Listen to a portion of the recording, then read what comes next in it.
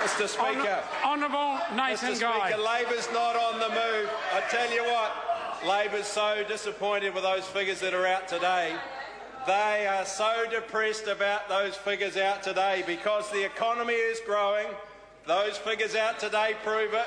The opposition finance spokesperson, David Parker, knows that the economy's moving. Unemployment's on its way down from 6.4% to 6.2%. That is fantastic when you consider all of the issues that this government has had to deal with. The unemployment rate was 7.2% a year ago. Our policies are making a difference. Our policies are really getting cut through. And of course, when you consider that our economy is growing 2.5%, and then you have a bank like Westpac out there forecasting 4% next year, it's no wonder the Labor Party are depressed. And for Mr Parker to get up here and say that Labor's on the move from their conference, I can't believe it. The only thing that I heard that came out of their conference was the man ban. The only thing that came out was they're back talking about the man ban again, and half of the male members in the Labor caucus are really worried about that. Of course, business confidence that Mr Parker didn't want to talk about is at an all-time high over the last 14 years. He forgot to mention that. They don't trust business on the other side of the House, but we do over here. And the business confidence are backing this government.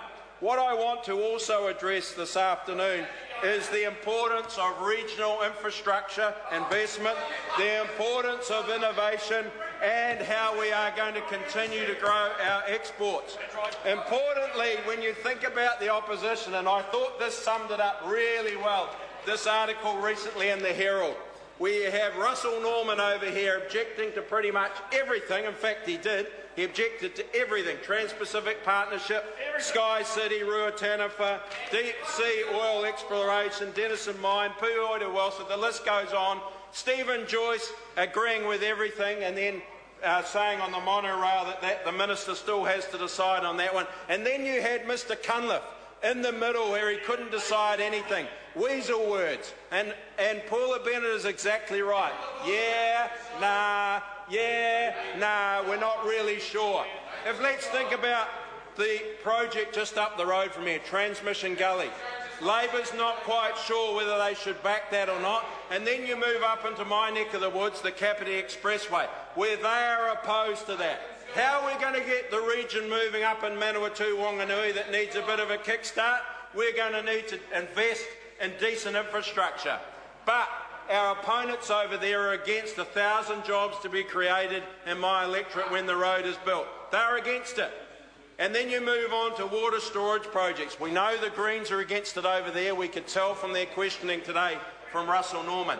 Then you get into the nah over the other side. They're not quite sure. On one hand, you've got David Cunliffe saying, nah. Then you have Ruth Dyson recently in the paper where she said that the government would be irresponsible to proceed with this scheme, talking about Ruataniwha. So once again, nah, not really sure about investing in the regional economy.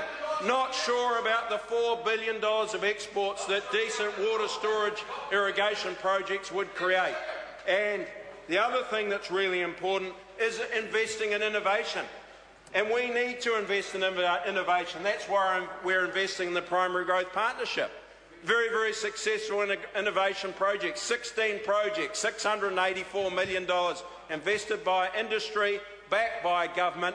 And you have David Shearer, when he was the leader, out there saying increasing spending in innovation is a crucial step for the New Zealand economy. So on that side of the House, you should have them supporting Primary Growth Partnership, but they want to attack it negatively. They want to attack investment in our primary industry. I can't believe it. They should be out there supporting it. And then we move into trade. Phil Goff knows the importance of the Trans-Pacific Partnership. Phil Goff should stand up when his call this afternoon and say that Labor is going to back and support the Trans-Pacific Partnership. Will Mr Goff say that this afternoon? Yeah, nah. Well, we look forward for Mr Goff to stand up this afternoon and say that Labor is going to back the Trans-Pacific Partnership worth $2 billion in exports. I bet they don't. Mr Speaker. Shane Arden. Thank you, Mr Speaker. It's a good place to start. Will they stand up and say they will support the Trans-Pacific Partnership? Yeah, nah. Yeah, nah. When they're talking to the farmer audience, they'll say yes. When they're talking to their union audience, they'll say nah. And the one thing that's interesting about that both of my colleagues have left out, is that the best response to them is yeah, right. Because let's have a look at what they've said out in the provinces. They've been up in the Taranaki just recently. The soon-to-be new leader of the Labor Party, the Honourable Shane Jones, visited Taranaki and he said, look, we're not frightening to business, we're not frightening to growth. We like the primary industries, we like the provinces, and we're here to help. He, of course, had in tow with him the once wannabe and long since disappeared Andrew Little as a co-pilot. But let's have a look at what they said when they were in Taranaki. We'll promote growth in the primary sector. We'll promote growth in the development of the province. But the problem is, of course, is in provincial New Zealand we've seen a maximum exodus to Australia. We've seen a huge decline in economic growth, and we've seen a massive loss of jobs. So I thought I'd better go and research that. So I went and got Venture Taranaki's paper, which they've just released. And what does it say? Population up, economic outlook up, employment numbers up, employment participation rate up, employment outlook up, skill shortages up. Well, that's a negative. Skill shortages up. That's a negative. There's something for them to hang on to. So natural increases in population up, long-term international arrivals up, house values up, house sales up, values for residential construction consents up, number of dairy cattle up. Now, they'll probably see that as a negative, Mr Speaker. They'll probably see that as a negative. Number of farms for sale up. Port activity up. 18-year-olds with NCA level 2 or equivalent up. Now, Mr Speaker, something seems to be wrong with the yeah, nah, yeah, right approach here, because the story they're putting forward compared with the facts are quite different. In fact, just recently we saw that Taranaki was leading in all of the statistics. Economic growth, average wage, and also in terms of opportunity going forward. And the question then is why? Well, here we go. Once again, they've said that they will be totally supportive of the primary sector. Well, in Taranaki, it'll come as a surprise to Labor, we have the dairy industry. I know that they, on one hand, say, yes, that's a good thing and we should encourage it. On another hand, they'll say, well, we're too dependent on it. Well, there's another industry in the Taranaki as well, the energy industry. On one hand, they say that's wonderful. But then on the other hand, we've got to be careful with where we go looking for oil and drilling for oil. But there's a third industry, Mr Speaker, and it's equally and was once as big, and that is the meat and wool sector. And so the first question that you would ask Labor, given that they know internationally New Zealand lamb already has a very high brand value. You can go to supermarkets or restaurants anywhere in the world and they will say to you New Zealand lamb is a very sought-after product. And we know that internationally it's fetching about half the price it could.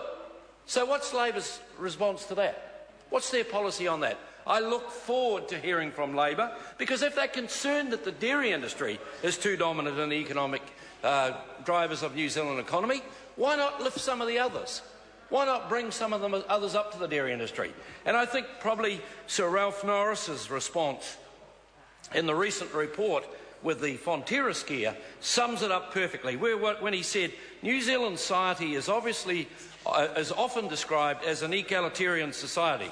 It has never had the European inherited aristocracy, and as the son of a sharecropper, I'm very pleased about that. But the problem with that, Mr Speaker, is this.